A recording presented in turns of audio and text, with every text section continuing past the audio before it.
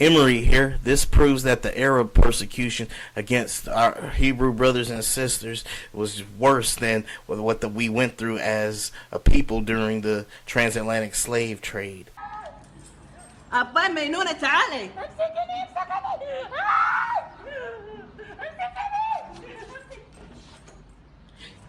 Cases emerged in 2014 when a Sri Lankan maid returned from Saudi Arabia with 24 nails inside her body.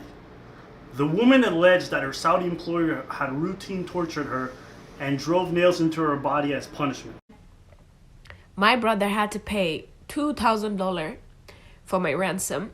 She speaks and explains what's going on in Libya to this day, because as we all know, Arabs are still enslaving black people until this very same day. It is the longest running slave trade in history. For 1400 years, the Arabs have been enslaving black people. They are your biggest enemies, the Arabs, okay? There's no way they should be given a pass for being racist. Where there was a time we tried to run away, I caught the girls, they were gonna run at night, and I was like, fuck it, I'm out with you guys, anything can happen, but let it happen, because we were tired. And when they had me for 3 months and 2 weeks.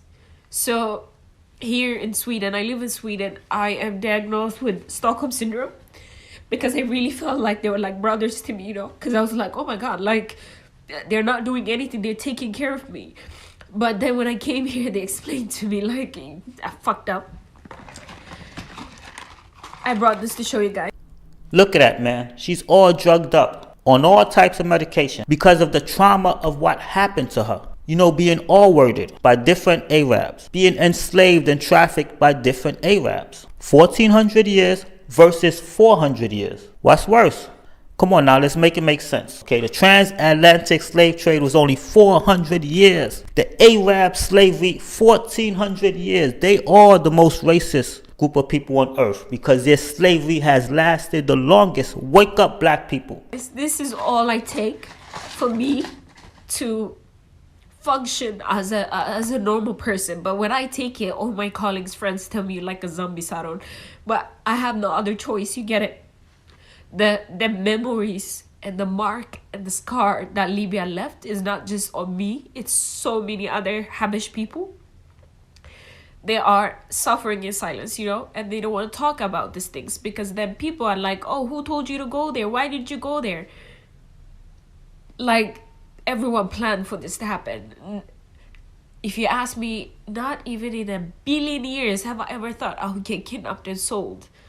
Anybody would treat a human being like that. I don't know why many Saudi Arabians are treating Africans like this and getting away with it. As you know, this is not peculiar to Kenyans. Ethiopians are treated the same way. I've talked about this in the past. In fact, there are several pictures of Ethiopians killed in Saudi Arabia, men and women. But how come this is still happening after they deported thousands of immigrants from Saudi Arabia? How come they are still treating people like this? I found out that Saudi Arabia's sponsorship system known as kafala ties employment visas to employers, indirectly turning voluntary servitude to slavery. They do this to Asians as well. They would arrange a resident permit by recruiting agencies that match the worker to the household, and then they would charge both parties a recruitment fee. So now the workers will become indebted to the agencies. A typical workday for domestic workers in Saudi Arabia is between 15 to 18 hours in a day. Imagine somebody working straight for 18 hours in a day out of 24 hours,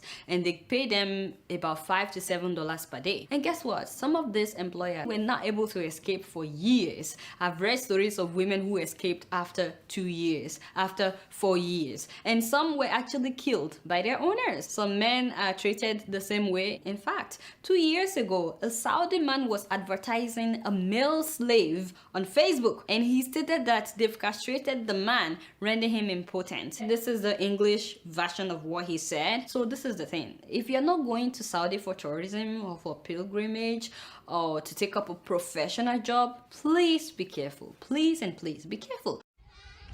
A poor neighbourhood of Mauritania's capital, Nouakchott. Habi and her son don't have much, but even so, it's a lot more than they used to have when Habi was a slave to an Arab family. 2 years ago, an organisation campaigning against slavery rescued her from her former masters. In the beginning it was very difficult for me. It was very difficult to leave my masters because I thought there weren't any other options. I just couldn't imagine I'd be able to live without them. Biram Ould Abaid works for the NGO in question, SOS Slaves. He says it's freed more than 50 slaves over the past 2 years, but that there are thousands more still out there. The slaves are mainly from the ethnic community known as the Harratine, a group oppressed for 800 years in the region, so long that slaves too often simply accept their fate as an inferior caste. Quand on parle d'esclave en Mauritanie, c'est quelqu'un qui est né esclave, c'est-à-dire qui travaille sans salaire. When you talk about slaves in Mauritania, you're talking about people who were born slaves. That means who work with no salary, who have no rights with their children, no right to education, and if it's a woman, she must sleep with her masters at their will.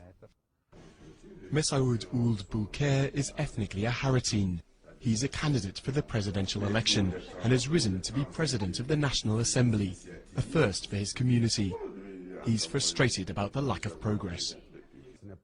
Just because I'm president of the National Assembly doesn't mean that the problems of my community are therefore resolved, or that there's even been any evolution. On the contrary, we're doing everything for the concrete cases of slavery which are on the way. People can't accept the fact that the government is treating these cases as slavery. Slavery was officially outlawed in Mauritania in 1981, but it only became a crime to own slaves in 2007. Theoretically, the offence holds heavy punishment, but in reality, nobody has so far been sentenced. Habi and her son might have been spared from their lives as slaves, but thousands of others haven't yet been so lucky.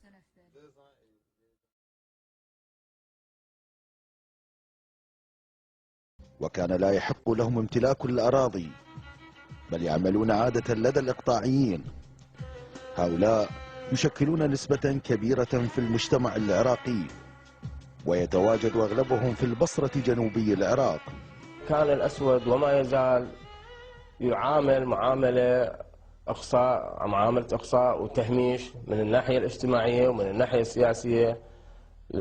فكان الأسود وما يزال ينظر له نظرة العبد ونظرة الدونية التي أورثها موروثها من السابق ولغاية الآن. فينظر إلى الإنسان الأسود أنه أقل قيمة وأقل أهمية، وكأنه حملا متروكا لا أحد يعيره أي اهتمام.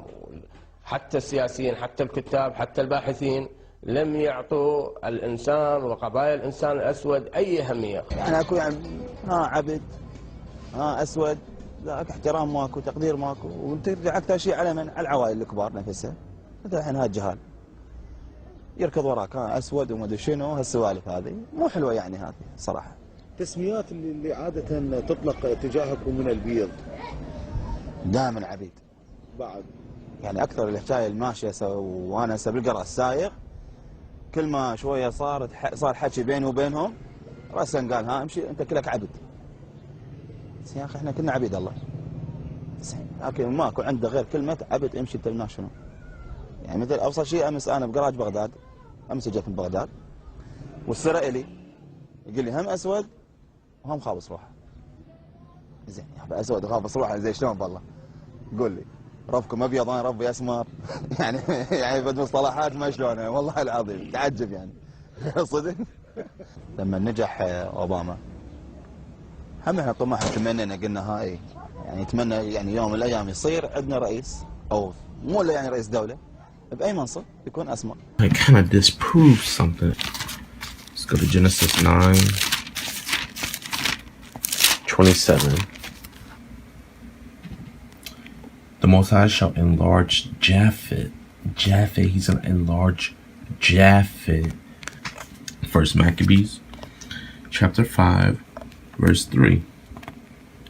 Then Judas fought against the children of Esau. So he fought against the children of Esau in Idumea at Anabathi, because they besieged Israel, and he gave them a great overthrow and abated their courage and took their spoils. So he defeated them.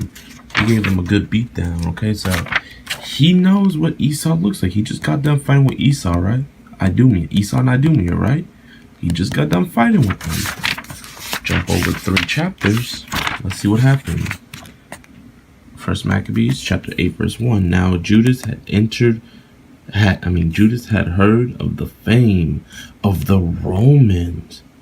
But wait, didn't he just get done beating up Esau back here?